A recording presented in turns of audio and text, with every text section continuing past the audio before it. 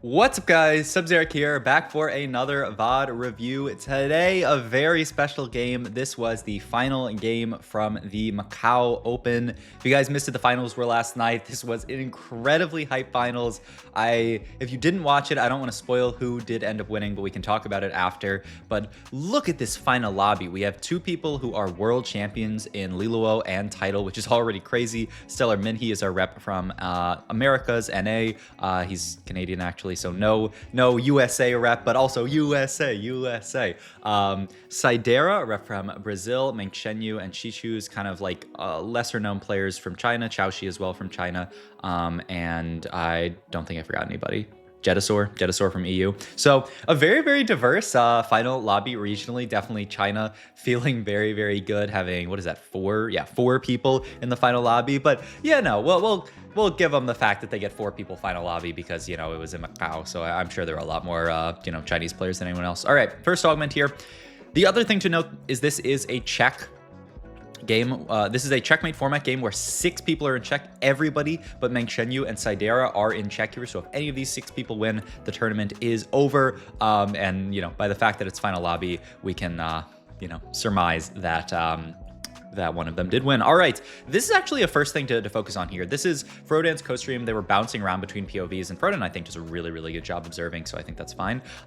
Title here starts off here. He grabs the portable forge here because he wants to win out, right? He wants the potential for getting something like a fish bones, something like a sniper's focus, throw that onto a nocturne, and you just win the game for free. He's already got a nocturne. His items aren't amazing for it, but it's broken enough that you take it. He doesn't actually get anything crazy here in this spot, or so one would think, right?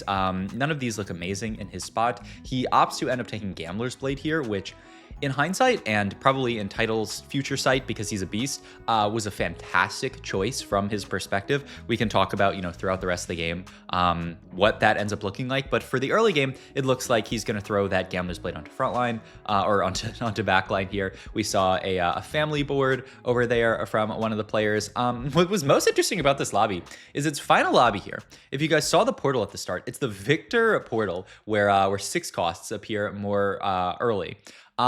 What that means, though, is that prior to stage 4, you're basically playing in no portal. Sorry, I'm moving my standing desk mat. I am standing up here right now. I'm getting my stands in. But it means that we're kind of like playing down a portal throughout most of the game. So it's not a really high impact early game, and also it's just nobody really hit anything actually that giga broken. Most of the lobby just has econ augment here because they're trying to, eventually push levels, push fast 8, maybe fast 9 or 10 if they're really lucky, and get to those, 10 cost odds for extra 6 costs. But yeah, like pretty much everyone is econ on, which is crazy. Minhee here has the pilfer, which, tends to not be an amazing option.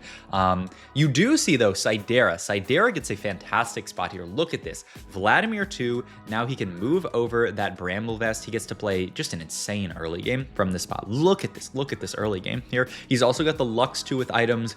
I've talked about this before, but Lux is one of the most egregious 1-cost units in the game. Some have even said one of the most egregious 1-cost units in some time. Just put a Lux 2 on your board, especially get some mana gen and attack speed items onto her, and she is a monster. So you can see here, Sidera is just streaking to the easiest 5 streak of his life in this spot, which is crazy. Other interesting spot about, an interesting thing about Title spot is he has this Tier and Rod open. He's got the Gambler's Blade. To me, that certainly screams playing Kog'Maw, but the kind of issue with playing Kog'Maw that a lot of people were talking about in this lobby is that Kog'Maw is not a comp that tends to win out. It's a very, very tough comp to actually win a lobby with. It's usually one of those comps that kind of gets out capped by the other crazy stuff, plays for a third, and a third is great, but it's not great when you're playing checkmate. So I think that's why a lot of people kind of discounted the possibility of that.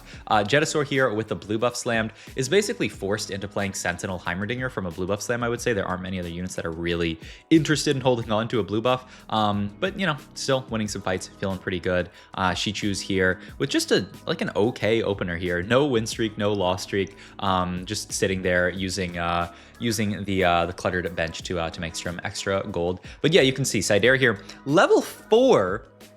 and he's Giga win streaking here. He's about to fight potentially Meng Chenyu, who is the other person who's 5 streaking in this spot. And Nerves of Steel, he opts to not level here because he says, you know what, I can slam Sunfight here and I'm going to win this fight and I don't even need to level, which is a crazy play here. He doesn't actually have anything to level, so, you know, he'd be leveling and throwing in something random onto his board at this point. But he holds the line and he gets rewarded for it. He still gets to make 40 gold here, which is really, really nice. Guarantees that he makes 50 gold next round, even if he gets nothing from minions. So yeah, I mean, a wild play from Sidera to actually not level, just sit level 4. But you know, he ends up getting paid off here. Xiaoqi, I don't know what Xiaoqi was doing this game, honestly. He took the Renan's augment. I don't know what his other options are, but I don't see a world in which this Renan augment wins out. You know, he ends up making Renan's Winsu. It's just like, there's very few units that actually really want Renan's this set. There's no like broken Renan's holders like there have been in sets past. You see title here, he ends up making this Shojin here, which is, you know, very, very interesting in that spot.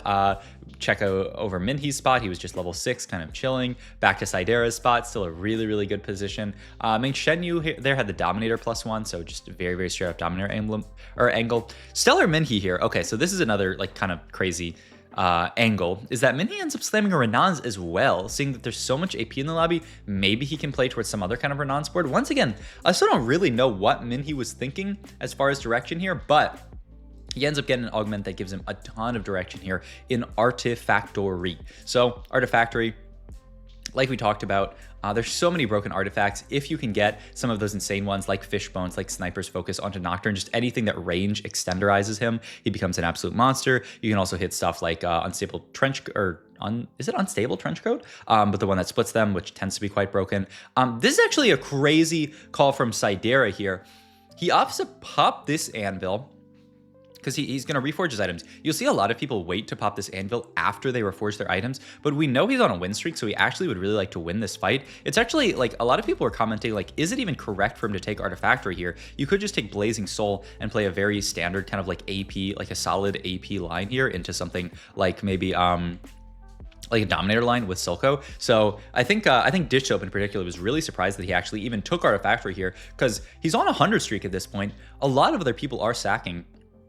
He has a really, really good spot to 100 streak, but he knows he's got to win out. So his idea is just, I'm going to take Artifactory and play for that. But ends up actually moving items over. And he makes another call that I think a lot of people, you know, in the moment just said, this is just like a straight up, this is just like a straight up mistake here. He has the Bramble augment here. So he actually kind of gets incentivized to hold on to this Bramble if he takes Light Shield Crest. If you just look at like augment, like Orin item statistics, obviously these aren't everything, but Light Shield Crest, one of the strongest Orin items in the game, especially when you pair it with a bunch of armor from something like from something like the Bramble Vest here. Also, you can see that Fishbones RFC Nocturne stats, which is why everybody was looking for this entire game. So this very straightforward idea: hold the Bramble Vest so we stay strong. Take Light Shield Crest, throw that onto our dude, and we feel really, really good. Conversely, I wanted to look up where Hull Crusher is, and yeah, Hull Crusher is near the bottom here, one of the worst. And once again, it's not that big of a difference statistically, 4.36 versus, you know, 4.13, but still, that is, you know, a fifth of a placement that you're leaving on the table here if you take Hull Crusher. And when you're talking about capping your board, I think a lot of people just like Light Shield Crest for like playing for really, really high cap. So yeah, a lot of people, I think, yeah, you can see Dishtope's reaction up there. He was like, what is this guy doing? Because I think a lot of people just saw that as just a blunder. He should have either gone for the Light Shield Crest or honestly probably not even taken Artifactory this game. And Sidera is someone, like I said, who's not in check here. He ends up losing his streak in this spot. Imagine a world where Sidera just took a solid combat augment there and continued to play for streak. We didn't get to see his fight. We didn't get to see how close it was. But, you know, imagine he got to play for streak there. Another, you know, different imagine world is kind of interesting is Minhe gets Artifactory items, and these are pretty yikes. Luden's, if we look statistically, is one of the worst ones in the entire game. So is Blightning Jewel. These are two of the worst ones in the entire game, and he just gets them offered up with Azanias, which at least makes a nice pair of AP items. But and then once again, we already talked about how kind of not ideal Hull Crusher is. So honestly, the second that Minhe gets dropped those items, he has to either do something crazy to do well this game, or the game is not going to look very good for him. We also got another look at title spot there. I wanted to actually just go back and look at this here. Guinzu, Shojin, and Gambler's Blade in this spot here, and he ended up taking Belt Overflow here to throw items onto this Blitzcrank here. So he's got Gigabis Blitzcrank, Warmog, Steadfast Heart. Blitzcrank, when you play towards something like a vertical automata, he gets a ton of extra armor and MR already. So what's good with that? Bunch of HP, bunch of DR. So his spot actually looks really good to play around Automata, and that is actually what he's going to do. He is going to play a Kog'Maw game, spoiler alert, which is crazy, like I said, for aforementioned reasons, is that it's really hard for this Kog'Maw comp to win games, right? But Title says, you know what? I have all of this attack speed for my potential Kog'Maw at this point. Now that Automata does more damage, the priority on stuff like Archangels has gone down, and the priority on just making your Kog'Maw attack as much as possible has gone up. That's why, if you look at statistics, Gambler's Blade is one of Kog'Maw's best items, just because make him attack bunch. Throw a Guinzu's, throw a Gambler's Blade on him. It's going to give you a bunch of econ to actually hit your Kog'Maw 3 with, and yeah, it's going to feel really, really good. Jetasaur in this spot here, just really, yeah, still making his items for his potential Heimerdinger here, holding onto his Sentinels. So just trying to play strongest board on the way there. I'm holding an Elise for now, which is, not the best, but, certainly not the worst. Better than, like a random Zyra or something like that. So we look back at the state of the game, Sidera winning another fight. Remember, Sidera lost his streak because he took, potentially because he took Artifactory. I'm editorializing a bit here, but because we didn't get to see the fight, but it's very plausible that Sidera could be 100 streaking in this position here. And once again, maybe I interrupted myself when I was making the point, but Sidera is one of the people who is not in check. If Sidera wins this lobby, we go into a game 7 from this point, because this is game 6, I'm pretty sure. So just crazy how little, one tiny thing. They talk so much about how in the previous game, people, could have won that lobby who were sitting at 19 points in check, and 20 is the points to get to check. So, if that person had just scored 1 point earlier on the day, we wouldn't have even played this final game. That another person would have just won the tournament earlier. I think it would have been like Liluo, I think. But okay. We go look at Chushi's spot. Chushi, yeah, just playing Reroll from the Renan's augment. I think, in theory, this kind of makes sense, right? She gets AD from stacking from her ability, but in general, I don't know. I've never seen this do very, very well. So it looks bad, I would say. It looks quite bad. Liluo, though, very, very rich here. Gonna level up here. He's also got Bronze for Life, which is just an insanely high cap. One of the highest cap prismatics in the game. But the downside is he's trying to play this 4 emissary board, but look his roll down. He hit nothing. Jetasaur, on the other hand, hit like his entire board there, playing a slightly weaker line, but managed to hit everything. And let's check in on title here. Hit the Kog'Maw 3, rolled a bit on 7 for this Kog'Maw. Also has 6 Blitzcranks. He is all in on playing around Kog'Maw in this game. Also playing cool, like, fitting in this Nami too as an item holder, like a pretty cool setup there.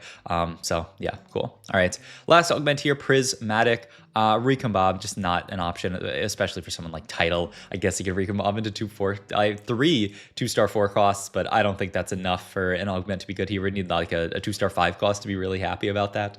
And you can't recombobb into 6 costs as much as that would be nice. So he opts to just take mentorship, solid augment, especially when you're playing around 3 costs. Okay, big call out here actually is scouting over to, not Liluo here, but Shichu's spot. Remember, we were talking about how Shichu's just had like kind of a generic, like not amazing spot in the early game. He was just like not really win streaking or lose streaking.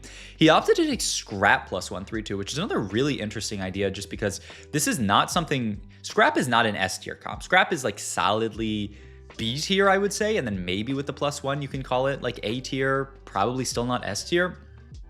And so taking Scrap +1 in a lobby that you have to win, I think, is crazy. But he opted to take Scrap +1, and then he ends up getting Rumble.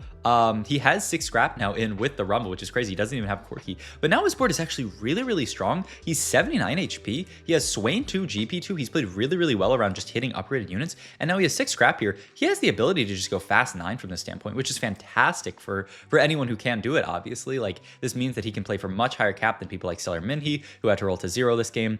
Minhee did end up finding a a Mordekaiser here who holds on to these items decently, but I mean, you'll see in fights like these, Mordekaiser does good work here, but a Mordekaiser 1 is just not enough to hang your hat on. It's not enough of a, what is the phrase, like a wagon to hang your hat on? Does that make any sense? So it's just, you can see him continue to lose, drops down to 40 HP there, and yeah, Minhee is just not going to have a great game. Xiaoqi ends up making the world's most random Leona 3, by the way. I just don't know what his spot really is. And then Title is, I believe, continuing to just roll on 7 to try to dig for Kog'Maws. Yeah, at this point, 6 Kog'Maws, 6 Blitzcranks. So yeah, ends up fighting Minhee here, who, I don't know, maybe this is a fight that Minhee can win just because like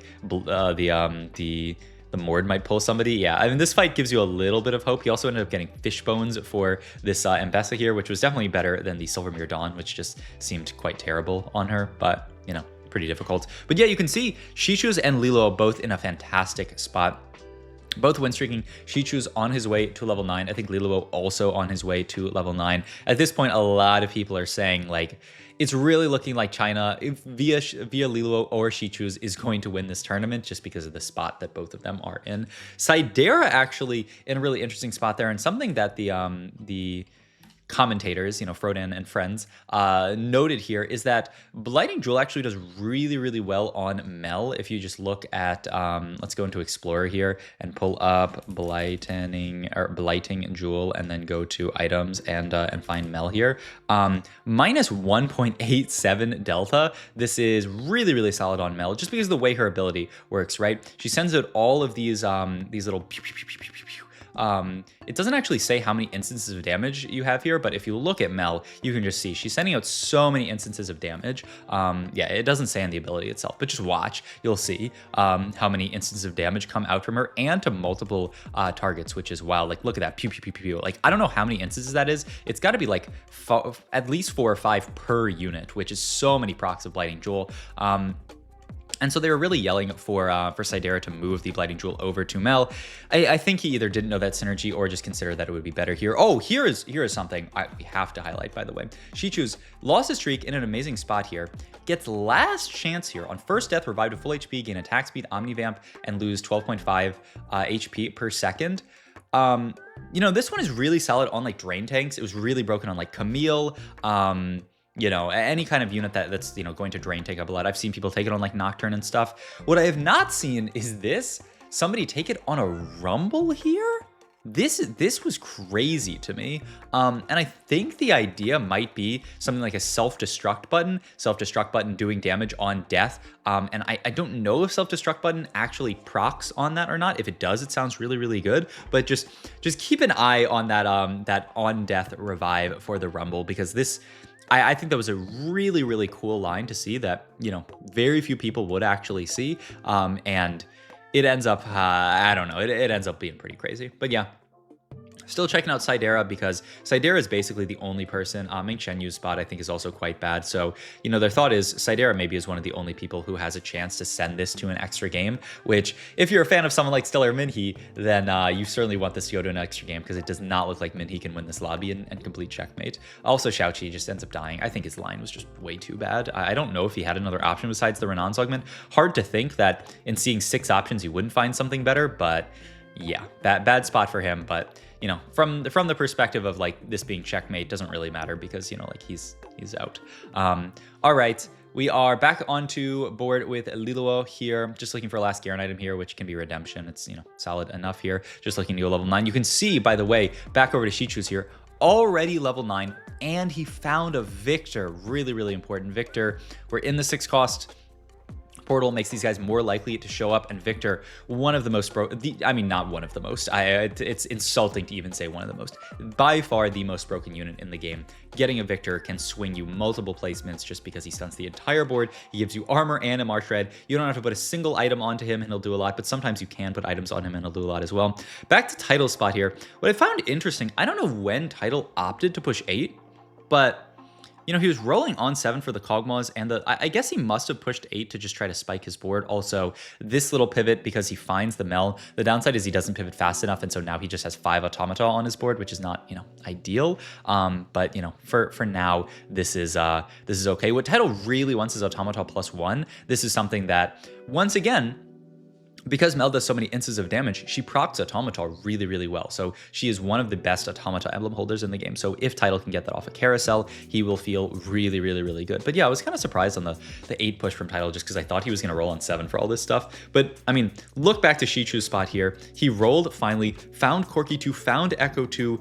He's got Rumble Pair here. He's still cluttering his bench here, which is huge in this spot because he's pushing level 10 in this spot. But yeah, look at that Rumble there. The Rumble dies, comes back to life, buys so much time for the front line and just these extra damage here. I think he does end up, losing to Title because Title's board is so solid at this point. But yeah, stuff to consider in every which way. I think the other thing to call out, I think I forgot to call it out, is that Sidera did grief a spat from Title in an earlier carousel, in the stage 4 carousel. If Title had that, he could have gone for Automata +1 and have it. But okay, Title finally finds the Kog'Maw 3, which very nice, ends up, finding it on 8. He pushed levels. That allowed him, I guess, to get some units in that are good for mentorship here, but, made it a little bit harder to find these guys 3-star. But, still, he's playing for max cap. And you start to see, at this point, Title with a really good setup. He's got the Melon, providing shield to all these units that get a bunch of armor and Amar. Like, the spot actually starts to look surprisingly good. For people who are doubters of this Kog'Maw comp, look at this. He's winning this fight, putting Sidera down to his Mel extra life here, which is so rough to play through here. Sidera, essentially at this point, it looks like there's no way out for him, no way for him to win this game, which means that one of these people in the top 4 is going to be the winner of this tournament, which...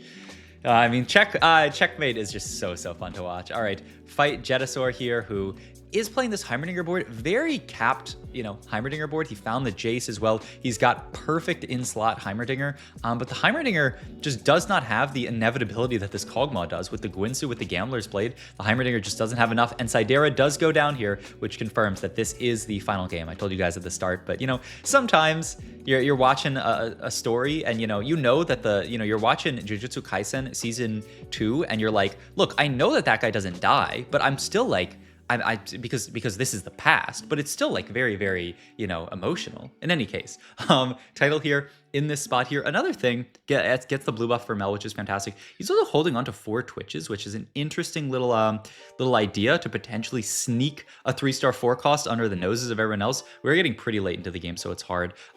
This is really rough for Jetasaur. I think he found this victor at the last second, but just couldn't get it onto the board, because I have to imagine that he would have wanted this on the board, even maybe over Mel, or maybe he, keeps Mel for this round. No, but he didn't even have the free life up. So yeah, Jetasaur ends up losing with a victor on bench, which feels so bad for all these Victor players out here. So now we just have 3. We have Liluo, we have Title, we have Shichu's. Title here, 6 Twitches, by the way. Remember, Title, he won the last World Championship. He has 2 World Championships under his belt. Winning Macao would be insane. And Liluo as well, winning Macao would be insane because he's also a world champion. So we have 2 potential world champions, and then Shichu's here, who is kind of like the dark horse, more of an unknown. He's played in a few Chinese regional competitions, but, never had the success that these players have had. We have a really close fight here between Shichu's board and Liluo, but also Shichu's down to 13 HP. If he loses a single fight for the rest of the game, it's over for him, especially stage 6 with high base damage. It's just not going to happen. So we're looking at level 10 for Liluo, rolling down to try to find a victor, and he finds a victor in the last possible shop, which is just huge here. You can end up fighting Title here, who still no Blitzcrank 3 for Title, still no other crazy 5 cost, hasn't found a victor yet of his own, which is really tough because Victor stunning this Gwynsu's Rage Blade makes life really hard, especially because we're trying to play for long fights. So, a long fight like this where Victor gets double stuns off is just really tough. Shichu's wins another fight here. We go into what is going to be the final carousel of the game. And a TG here for Title is really nice. Liluo doesn't have much to pick up. He just ends up taking a Quick Striker +1 actually onto his board. But the thing also to note here that's crazy in this spot is Shichu's, he's going level 10, 13 HP here. He's also won a 4 streak here. He's won the 4 last fights that he's played in.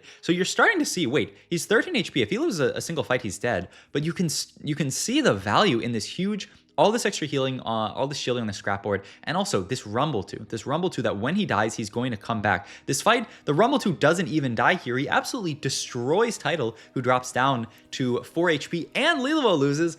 all of a sudden, it's looking like Shichu's has insanely good odds to win the game, especially if he ever finds a Victor here, who's going to spike his board even further because he did not have Victor yet. Lilua with that Victor, though. Really, really good spot here. Going to move some items over. He has Victor pair here down to the last second, but just doesn't have enough gold left. Fights Shichu's here, who also has a Victor now.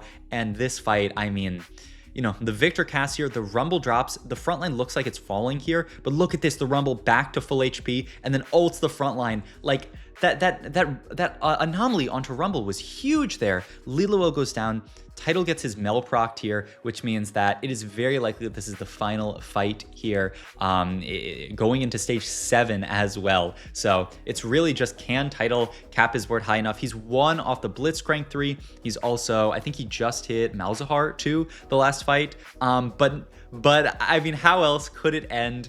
Shichu's finds a Victor 2-star. They've talked about 2-star 6 cost. A 6 cost is equal to a 2-star 4 cost. So what is a 2-star 6 cost? I mean, he's better, much better than a 2-star 5 cost. So he throws a Deathblade onto him, doesn't have that many more items to move over because he's scrap. But just look at this Victor ult. Boom, just one taps almost the entire board, and it is a dub for Shichu's, the dark horse in this finals, and a crazy dub. And so congrats to Shichu's for winning the Macao Open.